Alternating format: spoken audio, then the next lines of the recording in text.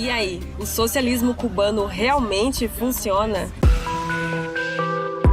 Este é o Visão Libertária, sua fonte de informações descentralizadas e distribuídas. Para fechar o bingo dos continentes, vamos a um país das Américas, Cuba. Quando pensamos em socialismo, lembramos logo de fracassos como Argentina e Venezuela. Porém, Cuba é sempre apontada pelos socialistas como exemplo de socialismo que deu certo. Será que deu mesmo? Para entendermos a economia de Cuba, primeiro temos que compreender a sua base. Cuba é um arquipélago, cuja ilha mais importante é Cuba. Até o século XV, Cuba era habitada por povos indígenas. Os livros de socialismo, de história, gostam de representar os índios como uma sociedade comunista ideal. Mas a realidade é que, apesar da sociedade dita rudimentar, os indígenas possuíam estruturas política, religiosa e social bem diferentes do ideal comunista. Embora seu professor de história afiliado ao PSOL negue, havia sim impostos, muitas vezes pagos em trabalho, além de escravidão entre indígenas. Mas, com o dito descobrimento da América, Cuba se tornou uma colônia da Espanha, a qual instituiu o sistema de encomienda. O governo da Espanha forneceria serviços públicos essenciais, como, por exemplo, proteção contra as armas do exército espanhol, e em troca os indígenas seriam obrigados a trabalhar, principalmente no cultivo de cana-de-açúcar. Parece uma boa troca, né? Porém, com a morte de muitos índios devido às doenças trazidas pelos europeus, a Espanha passou a enviar escravos africanos para Cuba. Em 1762, em decorrência da aliança entre espanhóis e franceses na Guerra dos 7 Anos, Cuba foi invadida pela Grã-Bretanha. Com isso, Cuba passou a vender açúcar para o resto do mundo, o que rapidamente tornou Havana a terceira maior cidade das Américas. Infelizmente, essa abertura comercial durou pouco. Um ano mais tarde, a Grã-Bretanha trocou Cuba pela Flórida, com a Espanha. Hoje parece ter sido um excelente negócio, mas na época muitos britânicos foram contra, pois Cuba era uma colônia rica e próspera por causa do açúcar e a Flórida era uma área pantanosa sem importância. Após sentirem o gostinho da liberdade, os cubanos ficaram descontentes com o colonialismo espanhol, mas a ideia de independência ainda não tinha apoio suficiente para ocorrer. Porém, após a revolta do Haiti, em que os escravos mataram seus antigos senhores, o governo espanhol temeu que algo similar ocorresse em Cuba e passou a impedir o tráfico de escravos. Isso mexeu com os bolsos dos donos dos canaviais e eles prontamente começaram a apoiar a independência de Cuba. Por isso, no decorrer do século XIX, houve diversas revoltas cubanas contra o domínio espanhol, embora sem sucesso. Porém, em fevereiro de 1889, o navio USS Maine, que havia sido enviado para resgatar americanos em Cuba durante as revoltas, foi afundado no porto de Havana. Até hoje não sabemos quem foi o responsável, mas os jornais americanos rapidamente culparam os espanhóis e pediram para que o governo respondesse à altura.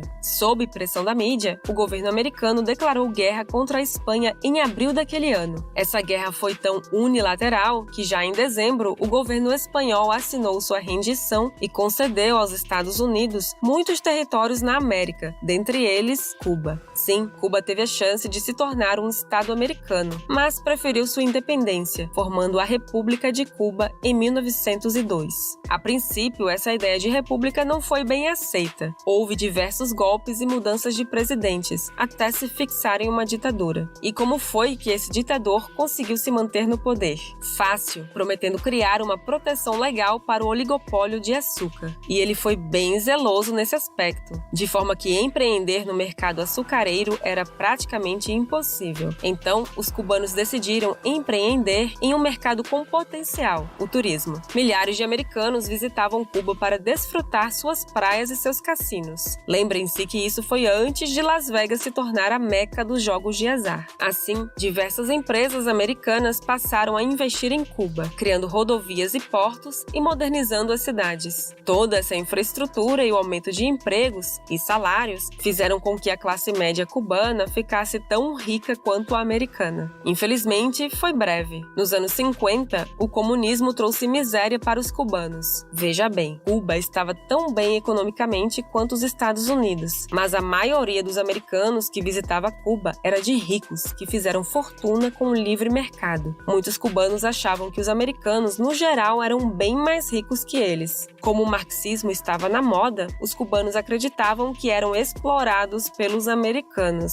Sim, por aqueles que bancavam o estilo de vida que eles desfrutavam. Com isso, houve diversas revoluções comunistas, levando à tomada do poder em 1959 pelo ditador da vez, Fidel Castro, com a ajuda do genocida homofóbico Che Guevara. Abrindo parênteses, ao contrário do que nos é ensinado, os Estados Unidos eram favoráveis à Revolução Cubana, pois achavam que isso traria democracia para o país. Somente após Fidel se tornar o ditador e instituir políticas comunistas, foi que o governo americano percebeu seu erro. O que se seguiu foi uma série de estatizações das empresas e terras, incluindo muitas que pertenciam a americanos. Foi como se o governo cubano estivesse expulsando os Estados Unidos, o que moralmente deve ter sido bem satisfatório. Mas economicamente, mandar seu maior cliente embora não é muito inteligente. Por causa disso, os Estados Unidos passaram a aplicar diversas sanções econômicas aos produtos cubanos. Socialistas brasileiros que se dizem economistas referem-se a sanções econômicas como se fossem bombas jogadas na economia de um país e pronto. Mas não é bem assim.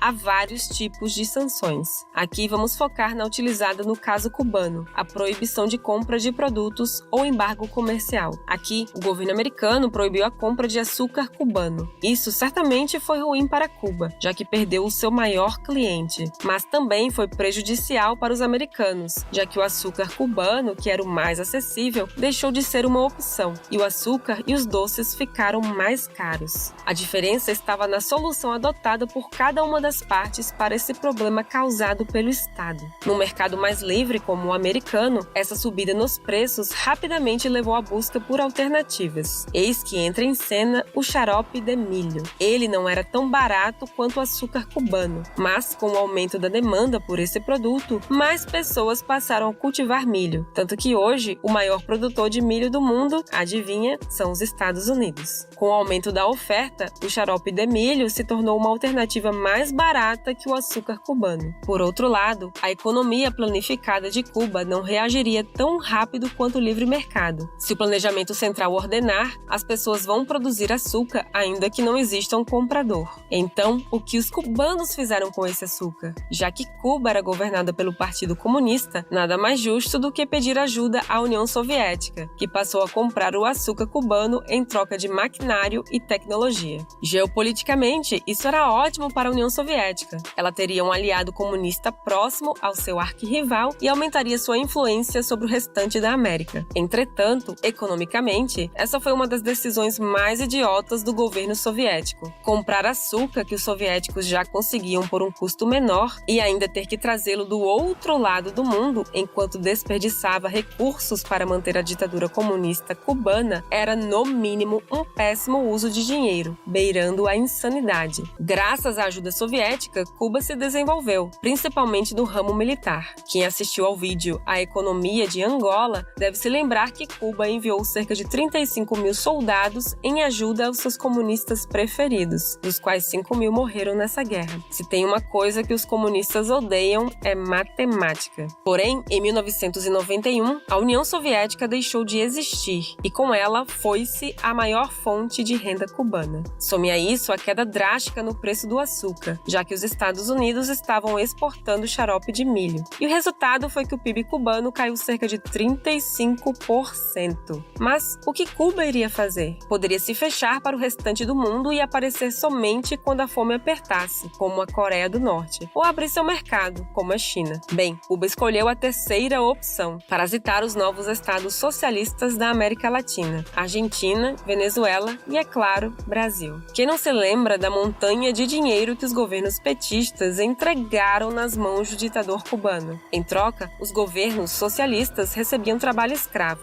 Vejam o programa Mais Médicos. Muitos países recebiam esses médicos que tinham 80% de seus salários confiscados pelo governo comunista, enquanto suas famílias eram mantidas reféns.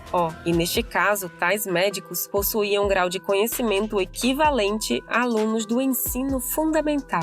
Diferentemente Diferentemente do que socialistas brasileiros propagam, educação, saúde e segurança cubanas são péssimas. Eles falam que são boas porque o próprio governo estabelece as metas e manipula os dados. Se o governo diz que basta assinar o próprio nome para ser alfabetizado, então pouco importa se a maioria da população não sabe ler. O Estado venceu o analfabetismo. O único campo em que a educação cubana é um sucesso é na doutrinação. Existem aulas de marxismo até em faculdades de engenharia. Porém, parasitar outros países não foi suficiente para manter o socialismo cubano. Então, em 1994, Cuba lançou um programa para incentivar o turismo. Um ano depois, o turismo já havia ultrapassado o açúcar como fonte de renda para a ditadura cubana. Todo ano, milhões de turistas visitam Cuba, talvez para ver a pobreza do lugar e se sentirem melhores, já que até os carros ainda são os enviados pela União Soviética nos anos 70 e 80. Estima-se que o turismo cubano fature de 1,7 a 1,9 bilhão de dólares por ano. O interessante é que essa reabertura gerou uma situação hilária para a economia cubana. Imaginem a seguinte cena. Duas amigas cubanas se encontram no meio da rua. A primeira pergunta: "Amiga, tudo bem? E o namorado?" E a outra responde: "Miga, não tô mais namorando. Ele mentiu pra mim. Ele me disse que trabalhava como carregador de malas em um hotel, mas descobri que ele era só um neurocirurgião." Essa piada antiga entre economistas, infelizmente é verdadeira. Em Cuba, um neurocirurgião ganha aproximadamente 30 dólares por mês, e a média salarial cubana é de aproximadamente 25 dólares, enquanto que um carregador de malas recebe gorjetas de americanos. Se ele receber $1 de gorjeta por dia, ao final do mês, receberá mais do que um médico cubano. E olha que ainda não falamos de uma das maiores fontes de renda para os cubanos. Todos os anos, cerca de 2 bilhões de dólares são enviados por cubanos que vivem nos Estados Unidos aos seus familiares em Cuba. Não é de se admirar que o governo cubano tente controlar toda a informação e doutrinar ao máximo sua população, chegando até a restringir o acesso à internet. Isso é feito para evitar que os cubanos saibam que podem ter uma vida melhor fora do país. Porém, o contato que eles têm com os turistas já faz com que milhares se lancem ao mar tentando chegar aos Estados Unidos. Coincidentemente, o dinheiro enviado por esses fugitivos de fora do país é o que impede que milhares ou até milhões de cubanos morram de fome. Que fique aqui uma lição para os que acham que a vida é a coisa mais importante. É melhor morrer livre do que viver como escravo.